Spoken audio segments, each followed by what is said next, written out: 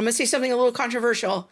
I think that Christians could end up being in this bottom tier where there's predatory prosecution. I think we could be headed that way. Christian families that have traditional values, foster parents who are Christians could be targeted. I think that that could be part of this bottom tier.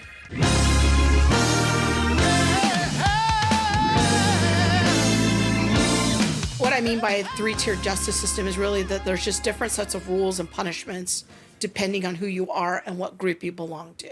So top tier is, I would say, and this is, again, like if I were going to write a book chapter on this topic, this is roughly how I'd organize it, is a top tier is the corporate and the political elite.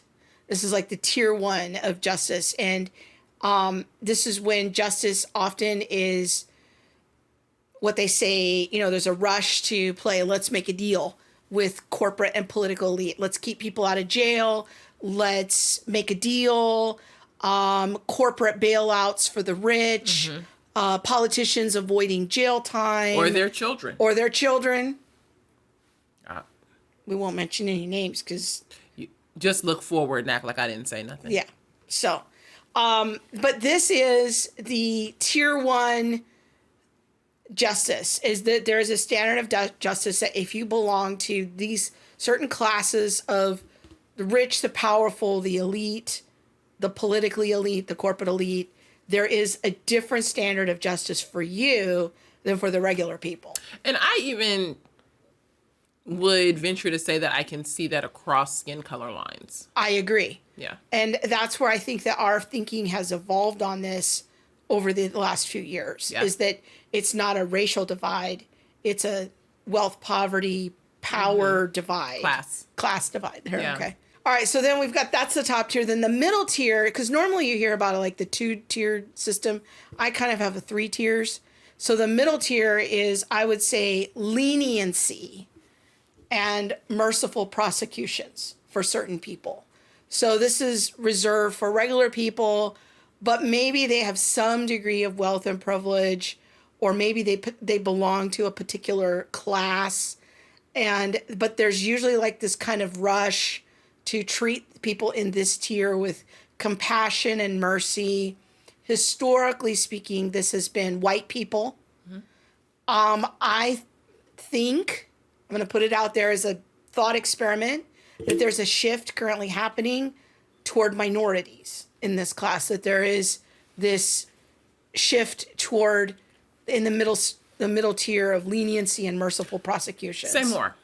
Well, thinking about, and maybe this is a poverty division more than a racial division, but this idea of the critical justice theory of, you know, normalizing theft and normalizing turning certain things that would be felonies into misdemeanors, or we're not going to prosecute them because of historical injustices, so we're not going to prosecute. We're going to have leniency and compassion toward people in these particular racial categories or in these particular minority groups. Yeah, I don't know. Do you think I'm way off on that? No, I don't think you're way off on that at all, actually.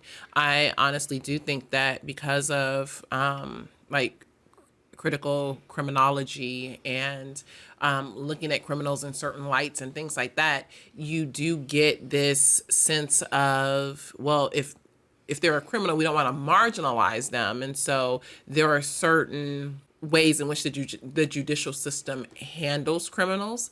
Now, it could be a class thing. So it would be interesting to look at whether or not, you know, in like certain parts of Tennessee or Appalachia where it's extreme poverty, if the criminals there also are not getting off, but may be able to slide through on lesser sentences or things like that because they don't want to marginalize them? Or is that something where we don't want to marginalize criminals who are black and brown? Yeah. My honest thought is that it's probably the latter, where we don't want to criminalize those who are black and brown. I think historically, though, there could be a case that the kind of this middle tier, second tier justice was slanted toward white people, and this is where we get the idea of white privilege. But I think it's an arguable point as to whether or not that's still the case. Yeah, this middle tier reminds me of the Just Mercy movie. Yeah.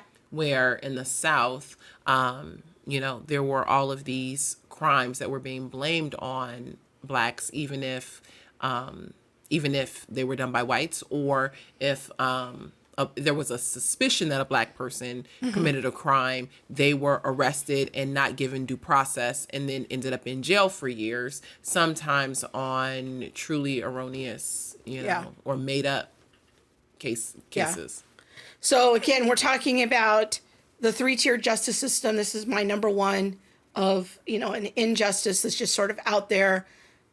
And there's just different sets of rules and punishments depending on who you are. I said the top tier is the corporate and political elite. The middle tier is leniency and merciful prosecutions. I think that currently is slanting towards certain minority groups.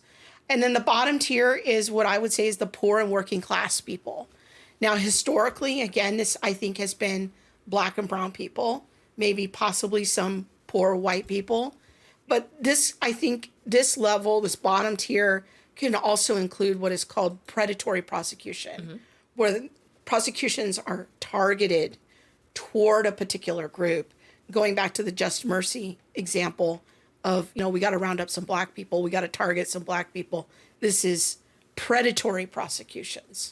Would you think that something like over-policing would be included in that? In the reading that I did, that's where they would put it, is in this category of over-policing would be in the bottom tier. I don't know if I agree with that. Yeah, I don't know if I agree with that either. So this is my spin on this. I'm not saying I got this from a sociological textbook. I took the 3-tiered idea from sociology, but then I'm looking at it in light of what I'm seeing, and I'm kind of tweaking it a little bit. But yes, sociologists put over-policing in this bottom tier. Yeah. And they would say this is exclusively the problem of black and brown people. I don't think I buy that. I think that this is people, I'm going to say something a little controversial. I think that Christians could end up being in this bottom tier where there's predatory prosecution. I think we could be headed that way. Christian families that have traditional values and traditional definitions of family, foster parents who are Christians could be targeted. I think that could be part of this bottom tier. Okay. I don't know. Do you buy that? Do you think that there's could be I definitely think that a targeted approach to how we persecute Christians could lead to that bottom tier thought process. I don't necessarily agree with over-policing, because over-policing is an entirely different conversation. That's all, why I'm not putting that there. Okay. Yeah. All right. But I'm just saying, if people go online and they look it up, that's where over-policing will be. Yeah. So, all right, scriptures. Let's look at a few scriptures. I'm going to have Bob put them up on the screen here. We're just going to go through a very few number of verses, starting in Exodus chapter 23. It says, "You shall not spread a false report." So if we're going to have a biblical view of justice, it starts off with truth-telling. It starts off with not lying. You shall not join hands with a wicked man to be a malicious witness. In other words, you're not going to prop up criminals by lying on the stand.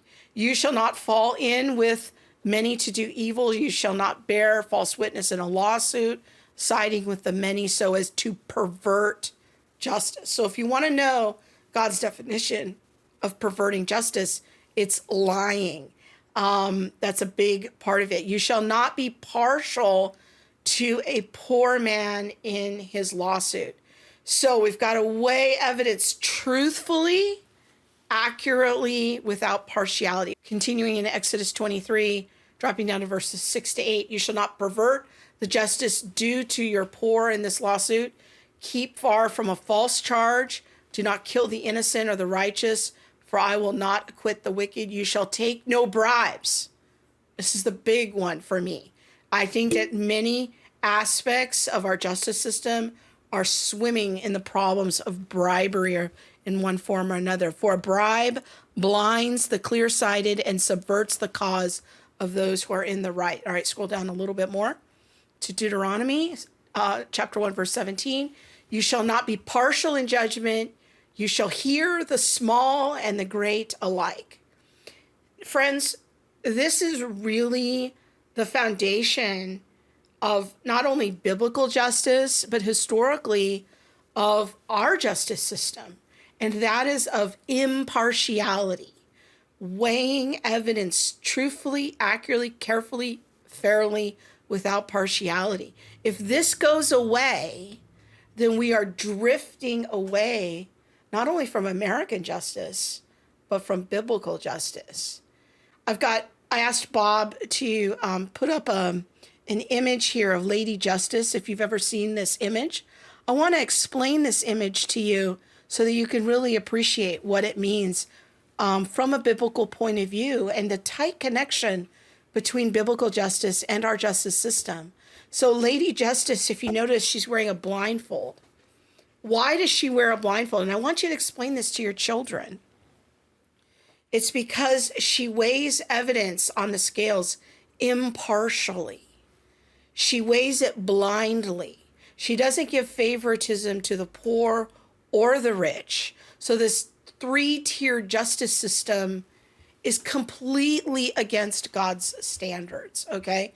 If you've ever heard the expression of putting the thumb on the scale of justice, that is to weigh something in a weighted way, not an impartial way. It's to put the thumb on the scale there, to weigh more heavily in favor of someone based on their class or maybe their race or what have you. I also want you to notice the sword in her hand.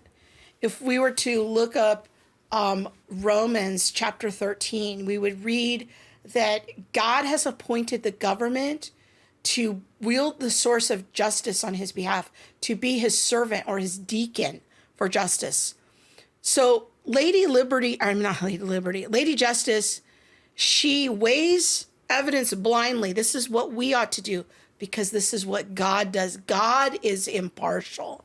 And so he wants us to be impartial. But then Lady Justice wields the sword to inflict punishments based on that evidence. It's a powerful symbol of our justice system with deep connections to Scripture. Yeah, and when I see that symbol, it makes me think about just how far we are from that today. Yeah. You know, I kind of feel like Lady Justice has her blindfold on, but then she's like playing peekaboo. Yeah, and then there's a thumb on the scale. Yeah. Who's really before you? Yeah. Yeah. You know what I mean? And who does the sword really get wielded against? Yeah. And when is she not wielding the sword? When the sword gets wielded against the bottom tier in a predatory prosecution, that's unjust. Yeah. According to God's standards. And when, the top tier don't receive the due punishment for their crime, that is also unjust. That is also unjust. Yeah.